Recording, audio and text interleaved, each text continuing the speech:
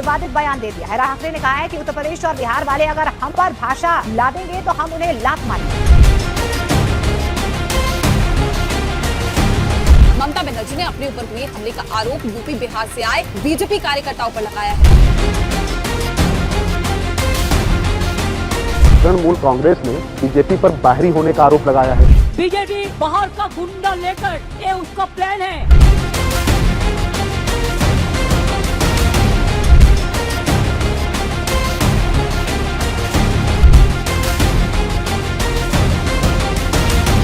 अब क्यों अत्याचार करते हैं? असम में जाते हैं पिटते हैं, राजस्थान में जाते हैं पिटते हैं, मध्य प्रदेश जाते हैं पिटते हैं, दिल्ली में जाते हैं पिटते हैं, बिहार में जाते हैं पिटते हैं, क्यों?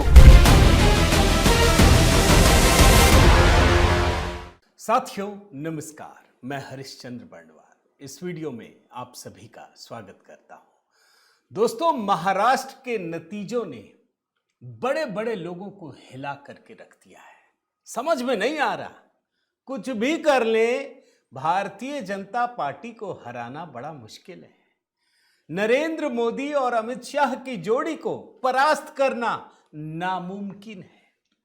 अब सबसे बड़ा सवाल जानते क्या है दोस्तों, कि जो लोग ये सोचते हैं कि मोदी शाह को कैसे हराएंगे, वो अपनी गलतियों को नहीं देखते, बल्कि सिर्फ और सिर्फ अहंकार में जीते हैं। और इसीलिए यकीन मानिए दोस्तों, ममता बनर्जी पर बिल्कुल इस समय की बात बता रहा हूं, दोहरी मार पड़ रही है।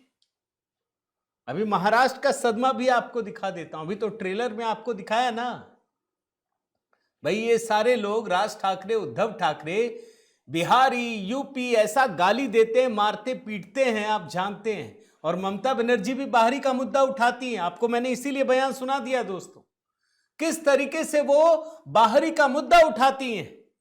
और जब दोहरी मार पड़ती है तो क्या कहती हैं? फिर वो कहती हैं कि बंगाल के लोगों को बाहर क्यों मारते हो, बंगाली भाषियों को क्यों मारते हो? बंगाली भाषियों को कोई नहीं मारता। मैं दावे के साथ कहता हूं, अगर किसी ने भी, और भारतीय जनता पार्टी के एक नेता ने भी कहा हो, तो बंगाल सरकार को साफ साफ कार्रवाई करनी चाहिए। कोई भी बंगाली भाषी नहीं, बांग्लादेशियों पर कार्रवाई हो रही है। लेकिन चूंकि आपको बदलना है मोड़, और वो भी कब? जब प्रधानमंत्री मोदी का बंगाल दौरा आज होने जा रहा है दोस्तों। भले सबकी नजरें अभी भी महाराष्ट्र में टिकी हों, लेकिन बंगाल से जो खबरें आ रही हैं वो बहुत बड़ी हैं दोस्तों। और इसीलिए आज मैं आपके सामने बंगाल की एक ऐसी कहानी आपको दिखा रहा हूं, जिसमें साफ साफ दिख रहा है कि कैसे ममता बनर्जी पर दोहरी मार पड़ रही है। पहले ईडी, फिर हाई कोर्ट, फिर सुप्रीम कोर्ट, और अभी सुप्रीम कोर्ट के बाद सीधे केंद्रीय गृह मंत्री ने बड़ी कार्रवाई की। आज इसी को डिकोड करना चाहता हूं। मेरा निवेदन है, जरूर कमेंट कीजिएगा। कमेंट करने से हमें भी ताकत मिलती है दोस्तों। पहला कमेंट जय सिया राम यही लिखिएगा। और साथ ही दोस्तों, आपसे यह भी कहूंगा कि अगर मेरे व्हाट्सएप ग्रुप से जुड़ना चाहें तो मेरा नंबर आपके पास है। तमाम तरीके हैं, सारे नंबर आपके पास हैं। आइए शुरू करते हैं। सबसे पहले तो मैं आपको पश्चिम बंगाल की मुख्यमंत्री ममता बनर्जी का एक लेटेस्ट बयान सुनाता हूं। इस बयान का कुछ हिस्सा बांग्ला में है, जिसमें वो कहती हैं कि आजकल बांग्ला भाषी लोगों पर अत्याचार हो रहा है। जो बांग्ला बोलते हैं उस पर अत्याचार होता है, भाजपा शासित राज्यों में होता है। हम तो ऐसा नहीं करते हैं। बयान सुन लीजिए, उसके बाद हिंदी का बयान है, बड़े गौर से सुनिएगा। ये जो पूरा जो रास्ता बदला है ना, ट्रैक बदला है ना, गजब का है। आप सुन लीजिए एक बार बयान। বাংলা ভাষায় কথা বললে পরিযায়ী শ্রমিকদের উপর অত্যাচার হচ্ছে। দয়া করে অত্যাচার করবেন না। বিজেপি রাজ্যগুলো করছেন কেন? আমরা তো করি না। We love all, humanity for all the religious for all, unity is our strength and divide is fall. अब क्यों अत्याचार करते हैं? असम में जाते हैं पिटते हैं, राजस्थान में जाते हैं पिटते हैं, मध्य प्रदेश जाते हैं पिटते हैं, दिल्ली में जाते हैं पिटते हैं, बिहार में जाते हैं पिटते हैं, क्यों? पिटना कोई धर्म नहीं होता है, जिंदगी देना धर्म होता है। जिंदगी से सबसे कामयाब चीज यही है, हम जितना दिन बचेंगे हम काम करके जाएंगे, अच्छा काम, शुभ काम। देख रहे हैं ना दोस्तों, पूरा ट्रैक बदल गया। भाई बाहरी बोलती थी, अभी भी भाजपा को बाहरी बोलती हैं। श्यामा प्रसाद मुखर्जी जिनके सबसे पहले नेता हैं, वो बाहरी गुंडे बिहार यूपी के लोगों को, और अब पलट गई। क्यों? क्योंकि ठाकरे को अभी महाराष्ट्र में सदमा लगा है। यही बाहरी बाहरी कर रहे थे, मराठियों ने भी बाहर कर दिया, भागो यहां से। यही सदमा लग रहा है और इसीलिए ये बदलाव आपको दिख रहा है। लेकिन बड़ी खबर क्या है? केंद्रीय गृह मंत्रालय ने क्या कार्रवाई की है, ये जानना चाहते हैं ना दोस्तों? पहले मैं आज की बड़ी खबर आपको दिखा देता हूं। बड़ी खबर यह है कि आज प्रधानमंत्री मोदी पश्चिम बंगाल के 2 दिन के दौरे पर हैं। कई विकास परियोजनाओं को समर्पित करने वाले हैं, शिलान्यास भी करेंगे। लेकिन एक बड़ी दिलचस्प चीज है, मैं आपको बता देता हूं। भारत की पहली वंदे भारत स्लीपर ट्रेन, आज वो हरी झंडी दिखाने जा रहे हैं। और हरी झंडी दिल्ली में नहीं दिखा रहे हैं, हरी झंडी महाराष्ट्र में नहीं दिखा रहे हैं, हरी झंडी अहमदाबाद में नहीं दिखा रहे हैं। हरी झंडी कहां दिखा रहे हैं भाई? बंगाल, असम, मतलब ईस्टर्न राज्यों को, जो पूर्वी भारत का राज्य, उनको भी गर्व की अनुभूति हो कि भारत का सबसे अनोखी ट्रेन, सबसे शानदार ट्रेन, उसकी शुरुआत हो रही है हावड़ा से गुवाहाटी के बीच में हो रही है। पहली स्लीपर ट्रेन वंदे भारत कामाख्या, इसी को हरी झंडी दिखाने जा रहा है। मैं आपको वीडियो दिखा दे रहा हूं, शानदार ट्रेन है दोस्तों। भाई अगर वंदे भारत में नहीं बैठे हैं तो बैठ जाइएगा, आपको गजब की अनुभूति होगी, किसी यूरोपियन कंट्री जैसी, कि हां हमारे देश में भी इतनी शानदार ट्रेन है और अब तो ये स्लीपर में आ रही है। तो आज प्रधानमंत्री मोदी का बंगाल दौरा है। आप जानते हैं कि ममता बनर्जी, एक बार याद है ना आपको कि प्रधानमंत्री मोदी आए थे बंगाल में, ममता बनर्जी पहुंची नहीं थी मीटिंग में, खाली चेयर थी। अभी हाल में तो अमित शाह को धमकी दे चुकी है ना कि अगर हम नहीं चाहेंगे तो आप कदम भी बाहर नहीं रख पाएंगे। लेकिन अब मैं आपको दिखाता हूं दोस्तों कि किस तरीके से गृह मंत्रालय ने बड़ी सख्ती दिखाई है। अभी सुप्रीम कोर्ट ने परसों ही कहा ना, उसके बाद देखिए क्या क्या घटनाएं हो रही हैं, कैसे चौतरफा फंस रही हैं, ये मैं आपको बता रहा हूं।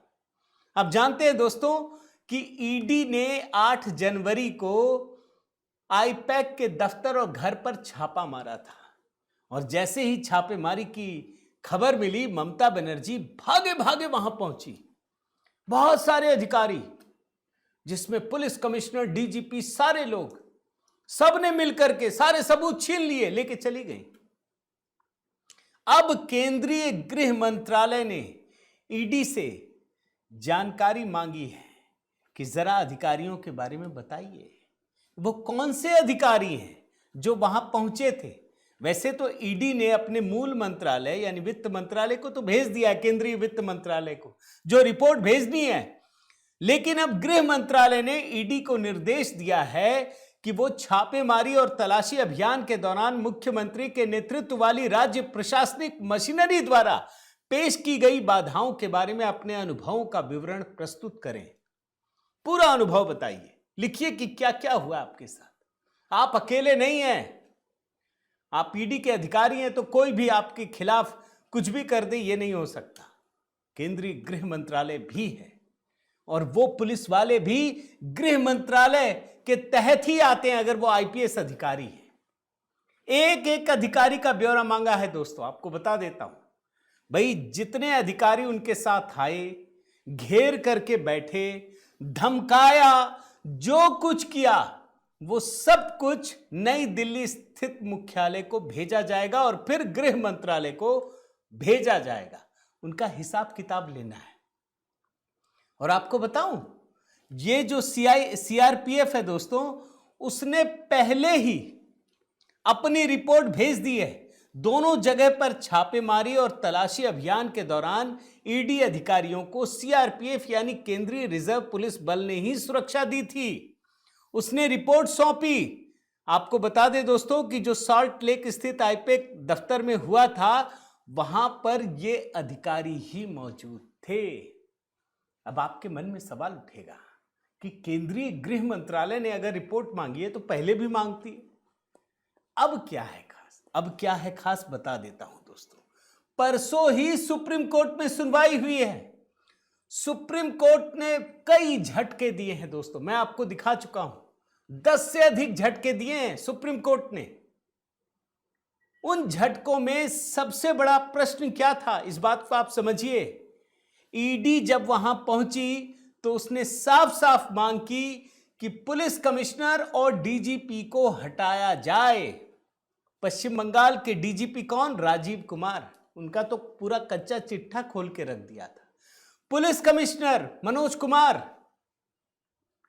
ईडी ने सुप्रीम कोर्ट में मांग की थी दोस्तों कि इन अधिकारियों को तुरंत निलंबित किया जाए, इनके खिलाफ एफआईआर दर्ज किया जाए और अनुशासनात्मक कार्रवाई की जाए, डिसिप्लिनरी एक्शन। तीन बातें कही, तुरंत सस्पेंड किया जाए, एफआईआर दर्ज किया जाए और डिसिप्लिनरी एक्शन लिया जाए। यह मांग की थी। सुप्रीम कोर्ट ने क्या कहा आपको बताया मैंने दोस्तों, फिर याद दिला देता हूं। सुप्रीम कोर्ट ने, जिसमें 2 जजों की खंडपीठ थी, जस्टिस प्रशांत मिश्रा और जस्टिस विपुल पंचोली, इनकी बेंच ने दोस्तों ईडी की उस याचिका पर गृह मंत्रालय, कार्मिक और प्रशिक्षण विभाग, ममता बनर्जी और बंगाल की तृणमूल कांग्रेस सरकार से जवाब मांगा। यह पूछा कि ये जो मांग कर रहे हैं कि डीजीपी राजीव कुमार और कोलकाता पुलिस कमिश्नर मनोज कुमार वर्मा समेत अन्य लोगों को सस्पेंड किया जाए, आपका क्या कहना है? अब ये पूरा गेंद दोस्तों सुप्रीम कोर्ट के पाले में भी है।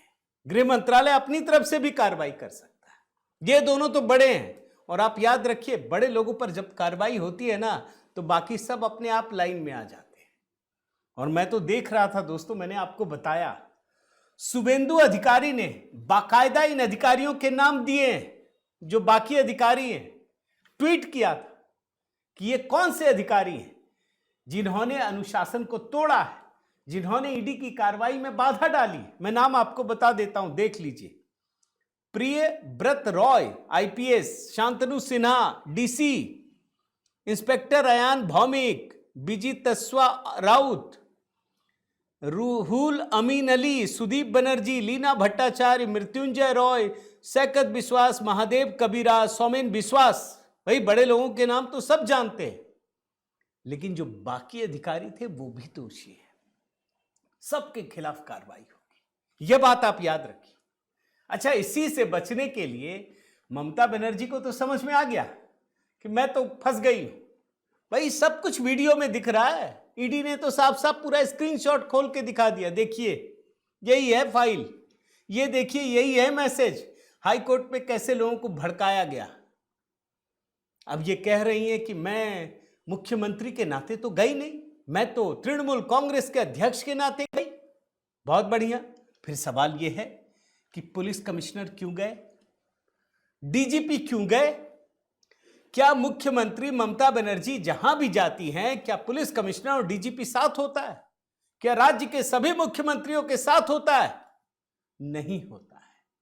यानी मकसद कुछ और था दोस्तों।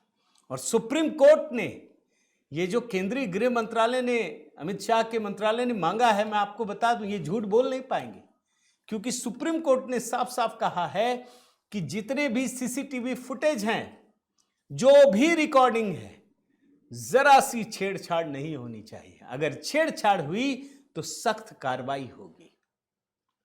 अब आप देखिए, ममता बनर्जी की पुलिस अधिकारी, डीजीपी, सब पर कार्रवाई की तैयारी हो चुकी है दोस्तों। ये धीरे धीरे बढ़ रहा है, यही खासियत है। अब ये सोच रहे थे कि मैं भी ईडी के अधिकारियों को धमका दूं, केस ठोक दूं। सुप्रीम कोर्ट ने क्या किया? रोक लगा दी। कोई एफआईआर दर्ज नहीं होगी, कोई कार्रवाई नहीं होगी। 4 एफआईआर दर्ज की गई है, सबको स्थगित कर दिया है। अब 3 फरवरी को उस पर भी फैसला होगा दोस्तों, याद रखिए। तो ममता बनर्जी पर यह दोहरी मार आज साफ साफ दिख रही है। एक तरफ केंद्रीय गृह मंत्रालय की कार्रवाई, रिपोर्ट मांगी गई, और अब तो खैर प्रधानमंत्री मोदी भी हैं, तो देखिए आज तो कुछ नई कहानी आपको दिखेगी। लेकिन जब मैं ईडी की बात कर रहा हूं ना दोस्तों, तो एक बात मैं आपको लगातार कह रहा था कि अगर बंगाल में नहीं रोका गया तो आप देखिएगा दूसरे राज्यों में भी ईडी अधिकारियों या केंद्रीय एजेंसियों को धमकाया जाएगा, एफआईआर दर्ज की जाएगी, उन्हें काम करने से रोकने के लिए कोई भी काम किया जाएगा। अब आप देखिए झारखंड में भी वही हो गया दोस्तों। ममता खुद तो फंसी है, हेमंत सोरेन की सरकार को ही फंसा दिया। आप जानते हैं अभी 2 दिन पहले क्या हुआ दोस्तों? रांची में ईडी दफ्तर को झारखंड की पुलिस ने घेर लिया, उनके खिलाफ एफआईआर दर्ज कर ली। क्यों? हमारे एक व्यक्ति को मारा पीटा है। ये चले गए हाई कोर्ट कि भाई ईडी अधिकारियों के खिलाफ केस दर्ज कर दिया गया है। झारखंड हाई कोर्ट ने जैसे ही देखा अवाक रह गई, बोला ये क्या है? क्या केंद्रीय एजेंसियों के अधिकारियों के खिलाफ एफआईआर दर्ज की जाएगी? साफ साफ हाई कोर्ट ने कहा कि कोई एफआईआर दर्ज नहीं की जाएगी। और जो जस्टिस हैं संजय कुमार द्विवेदी, उन्होंने राज्य प्रशासन को फटकार लगाई, साफ शब्दों में कहा कि वो कानून के खुले दुरुपयोग का मूक दर्शक नहीं बन सकता। एकदम सख्त हिदायत दी है दोस्तों कि जांच के नाम पर केंद्रीय एजेंसी के कामकाज में बाधा नहीं डाली जा सकती। मैं आपको पढ़ करके लाइन सुना रहा हूं, सुनिए कितनी बड़ी खबर है। ये झारखंड से ईडी के ऊपर हाई कोर्ट ने माना कि मौजूदा परिस्थितियों में ईडी के खिलाफ की जा रही पुलिस कार्रवाई से केंद्रीय जांच एजेंसी की कार्यप्रणाली प्रभावित हो सकती है, जो स्वीकार्य नहीं है। और कोर्ट की टिप्पणी ने ईडी के उस तर्क को मजबूत किया है कि ये एफआईआर 23 करोड़ के पेयजल घोटाले की जांच को पटरी से उतारने के लिए दर्ज की गई एक काउंटर ब्लास्ट कार्रवाई थी। और मजे की बात क्या है जानते हैं? आरोपी ने दर्ज किया है, जिसको जेल में भी रहना पड़ा है, उसने यह आरोप लगा दिया कि हमें ईडी के अधिकारियों ने मारा पीटा। अब देखिए यहां क्या हुआ, आपको समझ में आएगा दोस्तों। हाई कोर्ट ने न सिर्फ एफआईआर पर रोक लगाई, बल्कि ईडी अधिकारियों की सुरक्षा को लेकर भी सख्त निर्देश दिए। सीआईएसएफ को कहा कि अब और अधिक बल आप वहां पर रखिए। और कोर्ट ने झारखंड के गृह सचिव और रांची के एसएसपी को साफ निर्देश दिए हैं कि अगर ईडी के अधिकारियों, ईडी परिसर की सुरक्षा में कोई चूक होती है तो इसके लिए सीधे सीधे आप जिम्मेदार होंगे। रांची के एसएसपी को दोस्तों सीधे तौर पर जिम्मेदार बता दिया है कि अगर ईडी परिसर में कुछ हुआ, अगर ईडी के अधिकारियों के साथ कोई भी घटना हुई तो रांची का एसएसपी जिम्मेदार होगा। अब आप सोचिए, झारखंड के गृह सचिव और एसएसपी दोनों को निर्देश दिया गया है। बड़ा होशियारी कर रहे थे कि बस अब तो मिल गया मौका, अब ईडी के अधिकारियों को लपेट लो, अब ये डर से कुछ करेंगे नहीं, भाग जाएंगे। अरे भाई, कोई कानून व्यवस्था है या नहीं है? अच्छा, मजे की बात क्या है दोस्तों, आप समझिए। हाई कोर्ट ने क्या कहा, झारखंड हाई कोर्ट ने, कि ईडी के कार्यालय पर हाल में की गई पुलिस की छापेमारी पूर्व नियोजित है, प्रथम दृष्टया पूर्व नियोजित प्रतीत होती है। आप समझिए, 23 करोड़ का पेयजल घोटाला है दोस्तों, ईडी जांच करने गई है। और 15 जनवरी की सुबह ईडी अधिकारी अपने रांची में जो जोनल ऑफिस है वहां पहुंचे, अचानक से पुलिस वाले आ गए और पूरे कार्यालय को घेर लिया, सब कुछ इकट्ठा करने लगे। आप सोचिए, केंद्रीय एजेंसी है, अधिकारियों को घेर करके धमकाया, मामले की जानकारी दी बड़े बड़े अधिकारी कि हमारे व्यक्ति पे मारा पीटा है। फिर तो खेल हो गया, फिर तो इस देश में कुछ नहीं हो सकता। और आप देखिए, सुप्रीम कोर्ट ने भी कहा कि अगर हम हस्तक्षेप नहीं करेंगे तो ये तो अराजकता फैल जाएगी। और यही कोशिश ममता बनर्जी ने की, यही कोशिश हेमंत सरकार की पुलिस ने करने की कोशिश की। मैं तो देख रहा हूं दोस्तों, ये कितना भी बड़ा काम कर ले, कितनी भी अराजकता फैला ले, कितनी भी गुंडागर्दी कर ले, इनको सबक तो मिलेगा, क्योंकि अब भी इस देश के लोगों को जुडिशरी पर पूरा भरोसा है। लेकिन मैं मानता हूं दोस्तों, बंगाल का चुनाव है, अब तो महाराष्ट्र में सबको दिख गया, ये महाराष्ट्र के चुनाव से बंगाल में भी हड़कंप मचा हुआ है, ये मैं आपको बता देता हूं। आप क्या सोचते हैं दोस्तों? आप जरूर अपनी राय दीजिएगा, मेरा निवेदन है, कमेंट जरूर कीजिए। कमेंट करने से वीडियो को ताकत मिलती है दोस्तों, लोगों तक पहुंचता है। लाइक कीजिए, बेल आइकन दबाइए। अगर आपने चैनल सब्सक्राइब नहीं किया है तो ज़रूर कीजिए।